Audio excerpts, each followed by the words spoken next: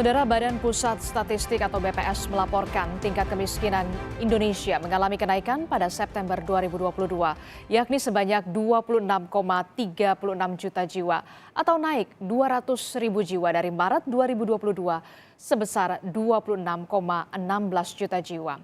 Jawa Timur, saudara, jadi provinsi dengan jumlah masyarakat miskin terbanyak mencapai 4,2 juta jiwa, disusul Provinsi Jawa Tengah 3,8 juta jiwa, dan juga Nusa Tenggara Timur 1,14 juta jiwa. Kenaikan angka kemiskinan di Indonesia ini dipicu tingginya gelombang PHK, kenaikan harga BBM, dan harga bahan pokok. Lalu apa yang menjadi pemicu naiknya angka kemiskinan di Indonesia tahun ini? Kita bahas usai tayangan berikut ini. Badan Pusat Statistik atau BPS merilis, garis kemiskinan pada September tahun lalu naik jika dibandingkan pada bulan Maret tahun yang sama. Garis kemiskinan adalah jumlah rupiah minimum yang dibutuhkan untuk memenuhi kebutuhan pokok minimum makanan dan kebutuhan bukan makanan per kapita per hari. Pada September 2022, garis kemiskinan masyarakat Indonesia berada di angka Rp535.000 per kapita per bulan. Sementara jika dibandingkan pada September 2021, terjadi kenaikan 10,16%. Menurut BPS, kenaikan garis kemiskinan ini disebabkan efek domino kenaikan harga BBM saat itu. BPS bahkan mengeklaim kenaikan garis kemiskinan pada September 2022 menjadi yang tertinggi dalam 9 tahun terakhir. Peningkatan garis kemiskinan atau GK di September 2022 sebesar 5,95% tadi itu merupakan peningkatan tertinggi dalam 9 tahun terakhir, ya. Tepatnya sejak September 2013, ya. Pada saat itu ya garis kemiskinan naik 6,84% poin, ya, pasca kenaikan harga BBM, ya, pada waktu September 2013, ya. Menurut BPS, distribusi kenaikan garis kemiskinan disebabkan oleh kebutuhan makanan yang total mencapai 74,15%. Kebutuhan ini diukur dari uang yang dikeluarkan warga untuk membeli beras, tepung terigu, telur ayam, gula pasir, termasuk cabai merah.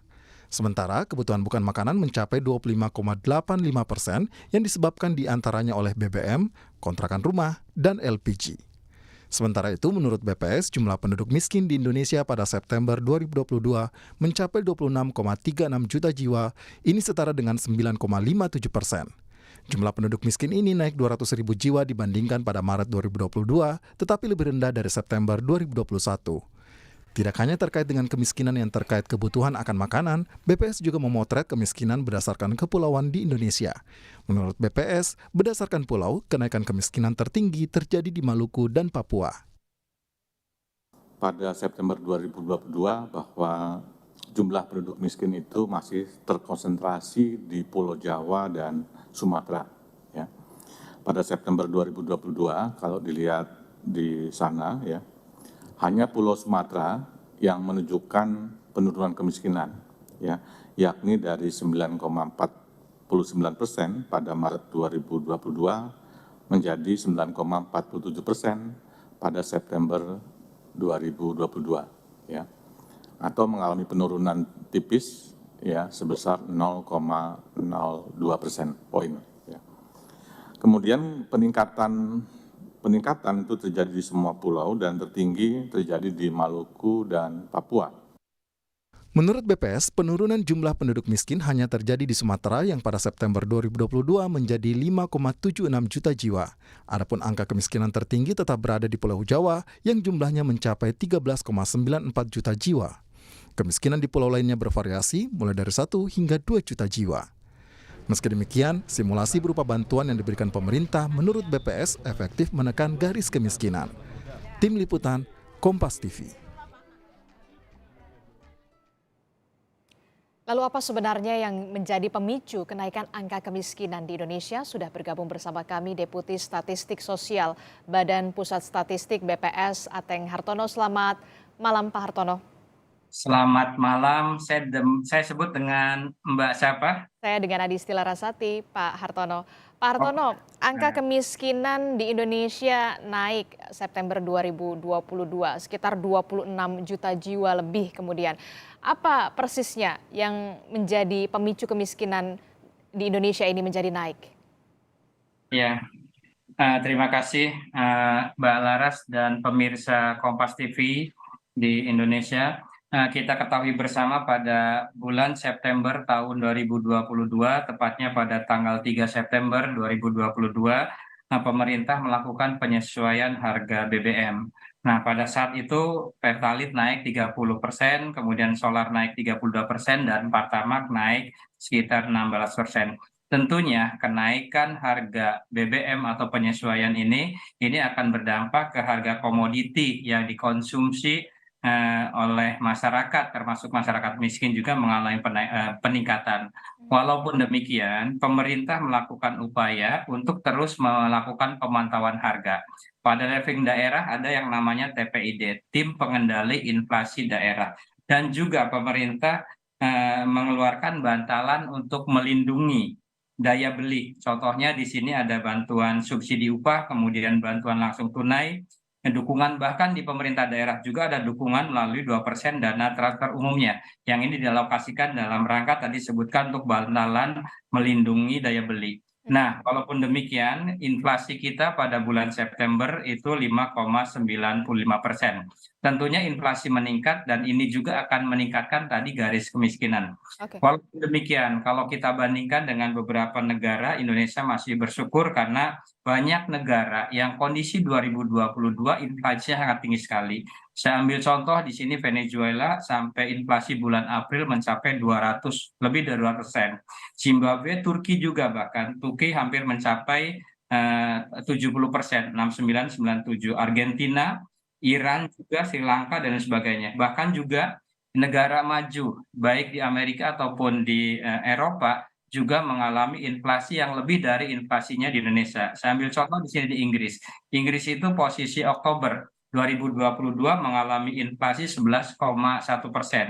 Kemudian juga di Jerman juga mengalami inflasi cukup lumayan 10,4%.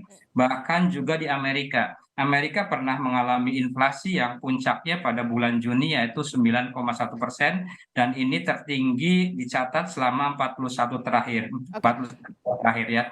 Nah, Oke. Indonesia alhamdulillah dampaknya itu hanya 5%, dan ini tentunya juga masih berdampak kepada tadi persentase penduduk miskin yang mencapai pada bulan September ini 9,57% atau 26,36 juta pada kondisi September penduduk di Indonesia masuk dalam kategori miskin. Oke. Demikian, Laras. Oke, Pak Hartono, tadi Anda juga menyebut salah satu pemicunya adalah soal kenaikan harga BBM subsidi Pertalite yang kemudian menyebabkan berimbas juga kenaikan harga bahan pokok. Apakah gelombang PHK juga menjadi salah satu pemicu kemudian angka kemiskinan ini naik di Indonesia? Itu salah satu ya. Jadi ada kalau saya mengelompokkan itu ada dua faktor ya. Yang pertama faktor pemicu atau pendorong, yaitu salah satunya sepanjang September kami mencatat ya, pada sepanjang September 2022 terjadi pemutusan hubungan kerja di sektor padat karya. Seperti di industri tekstil, alas kaki, serta perusahaan teknologi. Yang kedua juga konsumsi rumah tangga, triwulan 3 ini pertumbuhannya itu 0, turun ya, tumbuh melambat ya. Kemudian juga kenaikan harga pangan dan juga biaya angkut dari desa ke kota. Dan itu pendorong yang cenderung di wilayah perkotaan. Di desa juga ada pengungkitnya, misalnya harga BBM itu meningkatkan biaya produksi pertanian. Dan ini tentunya akan berakibat pada indeks biaya produksi dan penambahan barang modal subsektor tanaman pangan, dan juga perikanan tangkap meningkat pada bulan September, terutama didorong oleh tadi Oke. kenaikan BBM ya, bensin. Itu ya, tapi ada faktor yang pengerem juga nih sebenarnya. Mhm. Mbak. Apa itu? Nah, tadi itu faktor pendorong, ini faktor pengerem, kemiskinannya itu tidak melompat tinggi. Di antaranya kalau kita cermati perekonomian kita pada triwulan 3 2022 itu tumbuh cukup lumayan, 5,72%. Lebih tinggi pada triwulan satunya yang tumbuh 5,01%. Tingkat pengangguran juga kita pada kondisi Agustus mulai turun ya, 5,86%, turun bandingkan yang bulan Agustus tahun yang lalunya itu 6,94. Oke. Kemudian juga pekerja penuh kita mulai peningkatan juga terkait dengan kondisi pandemi yang secara perlahan sudah mulai berangsur-angsur terjadi pemulihan. Pekerja penuh itu pekerja yang bekerja di atas 35 jam. Demikian ada faktor tadi pemicu, tapi ada faktor juga yang dia pengerem. Oke, Ingat, jadi kita ada faktor pemicu dan juga ada faktor pengerem. Pak Hartono, Provinsi Jawa Timur, kemudian ada juga Jawa Tengah, Nusa Tenggara Timur juga menjadi provinsi yang punya masyarakat miskin terbanyak. Apakah ini kemudian terpusat di perkotaan atau hanya di pedesaan saja? Oh iya, memang. Kemiskinan itu nanti kalau kita lihat secara nasional dulu ya, nasional kalau kita bandingkan antara kemiskinan perkotaan dan pedesaan, ini masih ada disparitas atau gapnya yang cukup tinggi. Nah, di perkotaan itu miskinnya 7,53%, di pedesaan itu 12,36%. Jadi jauh sekali gapnya antara perkotaan dan pedesaan. Itu yang terjadi pola kemiskinan antara perkotaan dan pedesaannya. Kemudian tadi menurut provinsinya, nah kalau kita bicara masalah kemiskinan, maka biasanya yang memperbandingkan yang sering kita analisis yaitu persentase kemiskinannya. Nah tadi disebutkan di Jawa Timur itu sebenarnya persentase kemiskinannya kalau diurutkan ya, dari yang paling banyak provinsinya kemudian sampai dengan yang kecil, itu pada posisi ke-16 yang paling banyaknya, sekitar persentasenya 10,49% Hmm. hasilnya. Oke, kalau kita lihat berarti ada kenaikan angka kemiskinan di Indonesia ini sebesar 26 juta lebih orang begitu. Apakah pemerintah juga harus kemudian memperbaharui data dalam hal ini juga Kementerian Sosial ya karena berkaitan dengan bantuan langsung tunai atau kompensasi bansos begitu? Iya.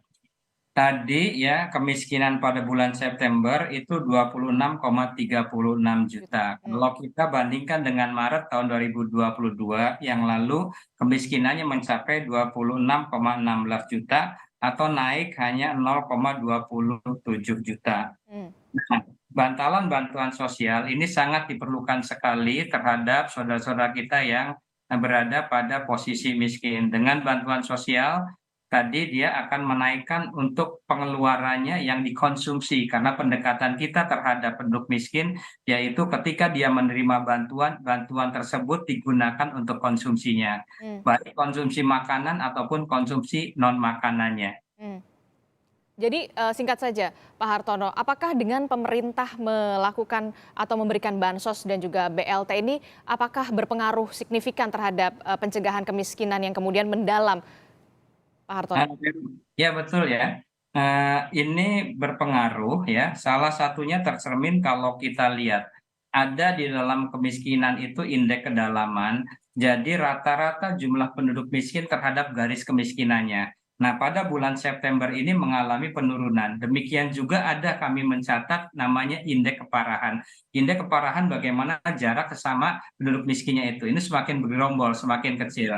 Nah, ini dampak positif dengan adanya bantuan sosial, maka akan meningkatkan tadi pengeluaran yang paling bawah, miskin ekstrim menjadi semakin yang di atas mendekati garis kemiskinannya. Hmm. Jadi harapannya bantuan sosial akan terus dilanjutkan Ah. karena ini bantalan agar mengerem penduduk miskin tadi. Oke, jadi diharapkan bantuan sosial tetap dilakukan begitu ya untuk mengerem kemiskinan ini agar tidak semakin meningkat. Terima kasih Deputi Statistik Sosial Badan Pusat Statistik BPS Ateng Hartono telah bergabung bersama kami dalam Sapa Indonesia Malam.